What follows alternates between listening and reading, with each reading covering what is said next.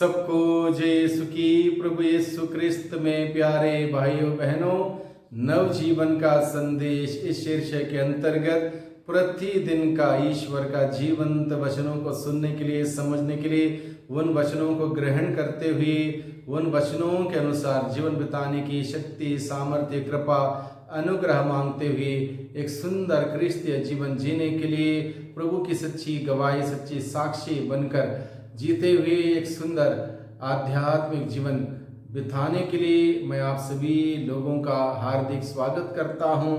आज अक्टूबर की 11 तारीख है, शुक्रवार का दिन है और आज के लिए मनन चिंतन करने के लिए प्रसंग दिया गया है संत लूकस के द्वारा रचित सुसमाचार अध्याय 11 पद संख्या 15 से 26 का प्रसंग है।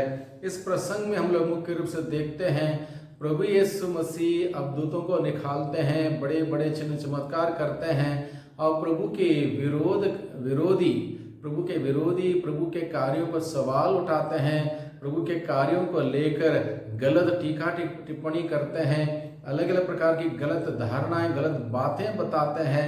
यानी कि अनेक प्रकार से प्रभु के कार्यों में बाधा बनते हैं, क्योंकि एक प्रकार से वो प्रभु को और प्रभु के कार्यों को पसंद नहीं करते थे, क्योंकि अंधकार में रहने वाले लोगों ने कभी उजाला पसंद नहीं किया और यही बात उन सबों के जीवन में थी। प्रभु उजाले की बात, यानी कि लोगों को आज़ाद करने की, छुटकारा देने की, जो बंधनों में है उनको नया जीवन देने की, बीमार है उनको चंगाई करने की, ये कार्य करते थे। लेकिन बाकी लोग जो अंधकार में थे वो नहीं चाहते थे कि ऐसा कार्य हो जाए, इसलिए अलग अलग प्रकार की गलत बातें, गलत टिप्पणी वो करने लग जाते हैं।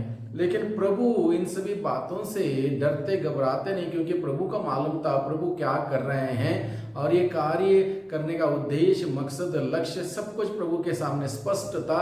इसलिए प्रभु इन सभी बातों से कभी पीछे नहीं हटते, बल्कि वो अपना काम करते जाते हैं। यानी कि हम सबों को भी यही सिखाते हैं। हमारे जिंदगी में हो सकता है कई बार हम लोग अच्छा काम करते हों और हमारे विरोधी उसका गलत अर्थ निकालते हों, गलत बातें फैलाते हों, गलत तरह धारणाएं फैलाते हों। कई प्रकार की बाधाएं हमारे जीवन में भी आ सकती हैं, कई प्रकार का विरोध हमारे जीवन में भी हो सकता है। लेकिन हमें डरने की, घबराने की, हिम्मत हारने की जरूरत नहीं है। जरूरत है हमें प्रभु की ओर दृष्टि लगा के आगे बढ़ने की। प्रभु ने जैसा कार्य किया वैसे कार्य प्रभु के दृष्टि में जो उचित है, अच्छा, नेक है, उस कार्यों को करते हुए आगे बढ़ने की जरूरत है। वही बात आज के सुसमाचार के द्वारा प्रभु हम सबों को सिखाता है। प्रभु यीशु पवित्र आत्मा से संचालित होकर अवधूतों को निकालते थे। लोग जो ग्रसित थे अवधूत से, उनका जीवन कुंठित हो गया था, प्रभु पवित्र आत्मा से प्रेरित होकर अवधूतों को निकालते थे और लोग इस बात को गलत अर्थ समझते हुए गलत बातें फैलाते थे। पवित्र आत्मा से वंचित लोग इस बात को समझ नहीं पाए एक बात है, लेकिन प्रभु के विरोधी समझ नहीं पाए और उसका गलत अर्थ निकालते हुए गलत बातें, गलत धारणाएं फैलाने लगे और कहने लगे ये तो बेल्ज़ेबुल की सहायता से अवधूतों को निकालता है। इस प्रकार से प्रभु के कार्य में बाधा डालने लग गए।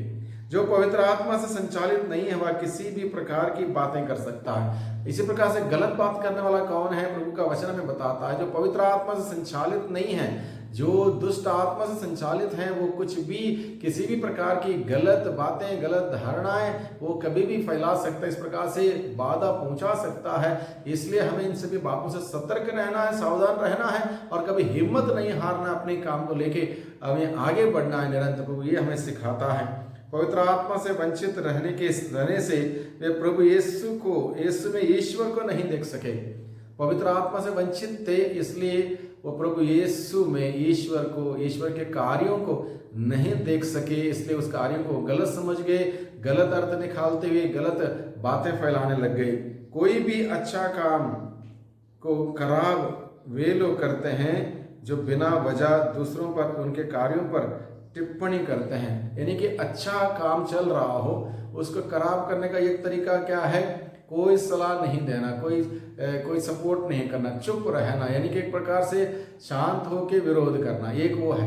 दूसरा है कि बहुत ज़्यादा बोलना, बहुत ज़्यादा गलत बोलना, गलत बातें बोलना, गलत बातें फैलाना, टिप्पणी करना, अलग अलग प्रकार से लोगों के मन को भटकाना, गुमराह करना लोगों को, और ऐसा भी काम को रोका जा सकता है। इस प्रकार से ये वही लोग कर सकते हैं जो प्रभु से दूर हैं, पवित्र आत्मा से दूर हैं, पवित्र आत्मा से संचालित नहीं हैं, प्रभु के आत्मा से प्रेरित नहीं हैं, प्रभु के वचनों को नहीं जानते हैं, प्रभु के मूल्य सिद्धांत जीवन नहीं जानते, वही लोग कर सकते हैं। ऐसे लोग समाज में भरपूर मात्रा में हमें मिलेंगे, इसलिए हम सभी ऐसे लोगों से सतर्क और सावधान रहें। ऐसे लोगों से कभी घबराए ना, हिम्मत ना हारें, बल्कि बुलंद इरादों से अपने कार्यों को प्रभु की महिमा के लिए हम लोग करते जाएं। हर अच्छा कार्य में प्रभु हमें ईश्वर का हाथ देखने का वरदान प्रदान करते हैं। यानी कि हर अच्छा कार्य होता है उसके पीछे ईश्वर की योजना होती है, ईश्वर का हाथ होता है, ईश्वर की कृपा होती है, ईश्वर का अनुग्रह होता है। कोई भी मनुष्य अपने आप में इस लायक नहीं कि बिना पवित्र आत्मा के, बिना ईश्वर के आशीष के, बिना प्रभु के मेहरबानी के कोई अच्छा कार्य कर सके। यानी कि अच्छा कार्य करने से पहले हम सबों को वो प्रभु का आशीष, प्रभु का वरदान, प्रभु की कृपा हमें हमेशा मिलती है। इसलिए अच्छा कार्य हम करते जाएं, प्रभु की कृपा से, अनुग्रह से बढ़ते जाएं। भले ही कितने भी लोग हमारा विरोध करें, हमारा विरोध खड़े हो जाएं, विरोध भरी बातें बताएं, लेकिन इसमें हमें कोई फर्क ना पड़े, क्योंकि जब तक हमारा कार्य प्रभु के दृष्टि में, प्रभु के नजरों में ठीक है, अच्छा है, उचित है, प्रभु के प्रति अपना प्रेम इजहार करने के लिए है, एक दूसरे के प्रति अपना प्यार व्यक्त करने के लिए है, और इस प्रकार से एक दूसरे की भलाई करने का कार्य है, एक दूसरे की सेवा करने का कार्य है, प्रभु की महिमा करने का कार्य है। इस कार्य में हम निरंतर आगे बढ़ें, कभी पीछे ना हटें, कभी हिम्मत ना हारें, और इस प्रकार से इस कार्य में लगे रहें, अच्छे कार्य में लगे रहें। यही बात आज का सुसमाचार के द्वारा प्रभु हम सबों को सिखाता है और इस प्रकार से कार्य करने के लिए हमें प्रेरित करता है। वही पवित्र आत्मा जो हर एक अच्छे कार्य के पीछे हमारी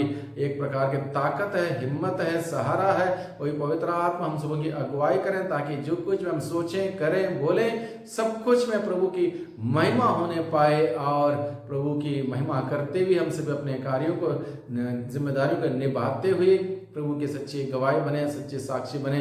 वही प्रभु निरंतर हम सबों को अपने आशीष, अपने बरकत, अपने कृपाओं से भर दे।